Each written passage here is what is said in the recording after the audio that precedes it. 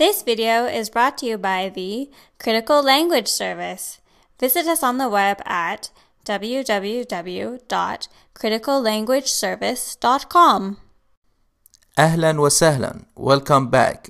In this section, we cover shadda.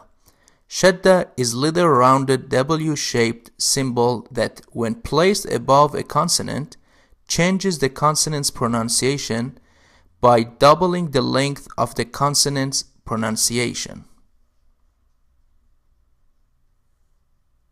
Let's take a look at an example here. For instance, the word darasa.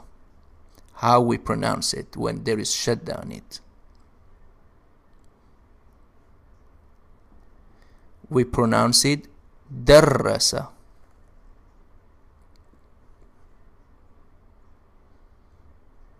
The two are merged together and we put shadda above one R.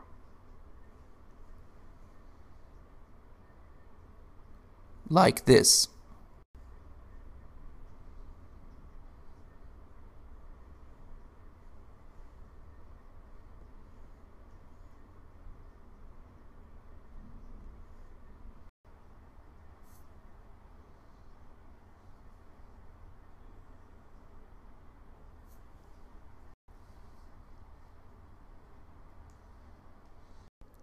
In English, you have doubling too.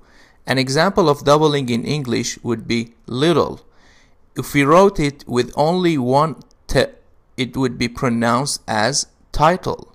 Just like in English, in Arabic, doubling also changes both the meaning and pronunciation of the word. However, in Arabic, instead of writing the same letter twice, we put a shadda on top of the letter to gain the same effect.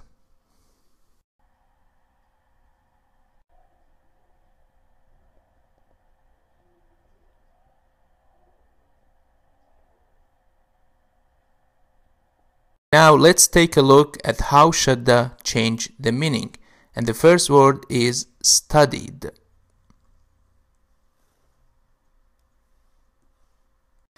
Which is darasa without shadda.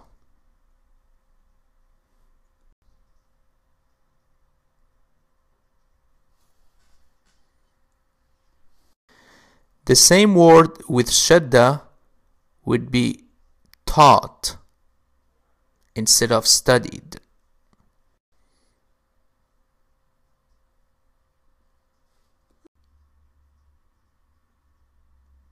Notice here the first word darasa doesn't have any shadda and it means studied.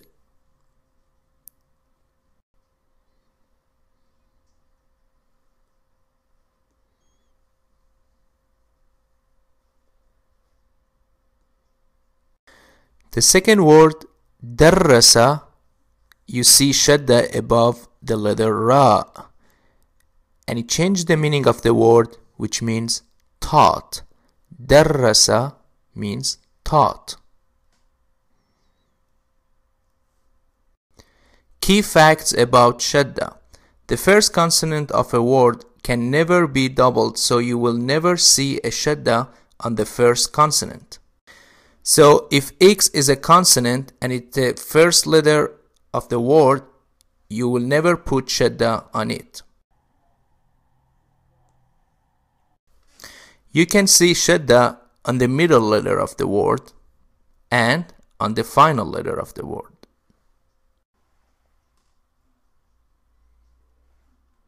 The difference between a single consonant and a double one is length.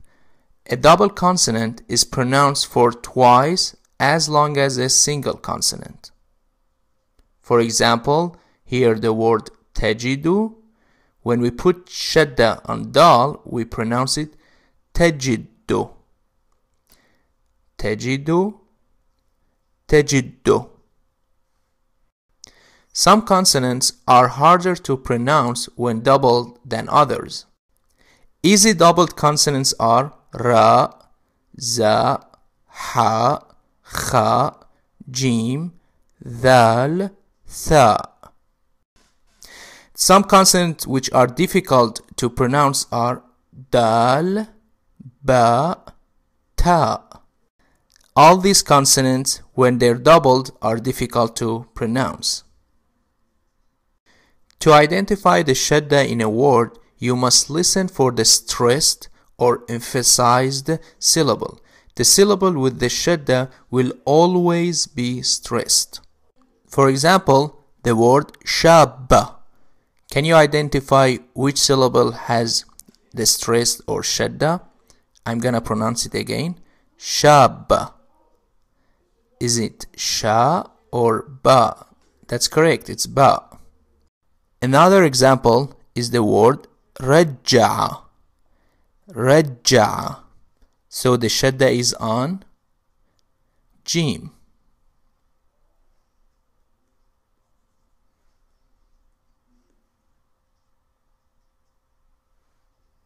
And the last example is the word allama. Listen to me. Allama. So the shadda is on lam.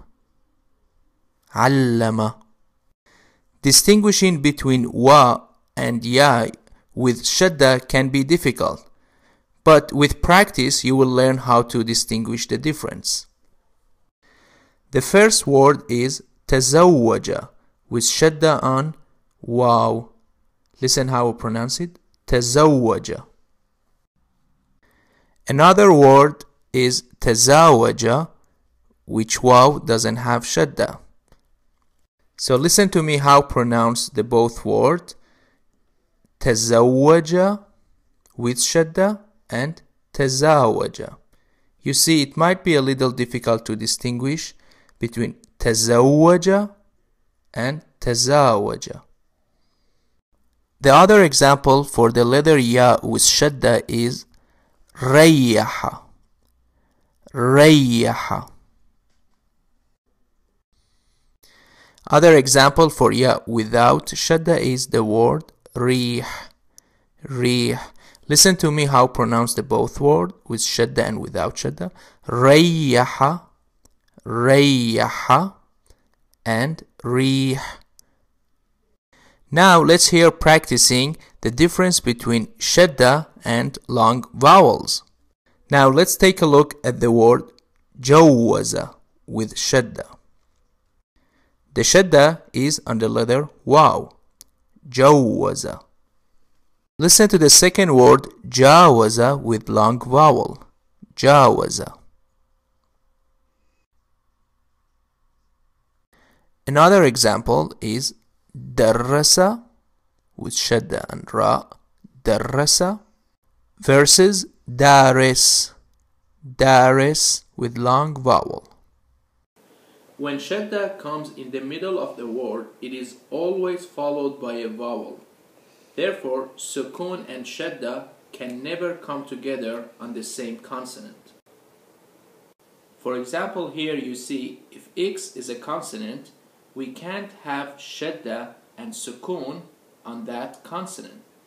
And the reason is that when you want to emphasize and stress a letter, you use shadda, but sukun is a contradictory to shadda because sukun means there is no stress on that letter.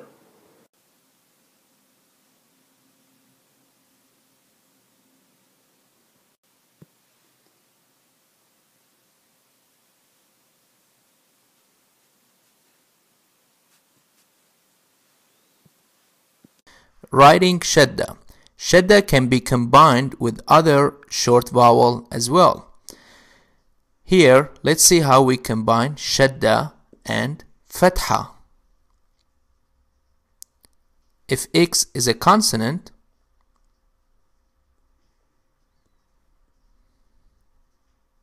then we can write shadda on the top and fatha above it. The next one is shadda with dhamma. Let's how I write it. So if X is a consonant, first we write shadda and then we write dhamma above it. Last, we have shadda and kasra.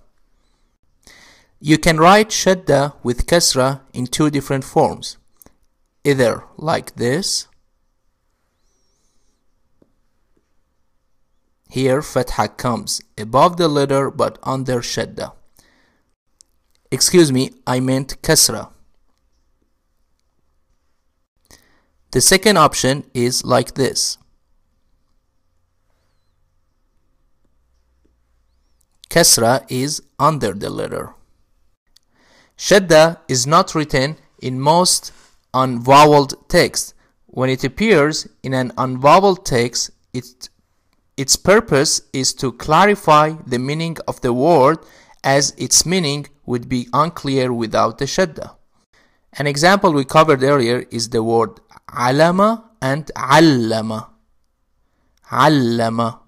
When we don't have shadda, the meaning of the word changes than when we have shadda. Without shadda, it means learned. With shadda, it means taught. For example, in this sentence, huwa alima, if there is no shadda on lam, I would not know whether the sentence means he learned or he taught. Therefore, this sentence without shadda means he learned, huwa alima. But with shadda, it means he taught, huwa allama.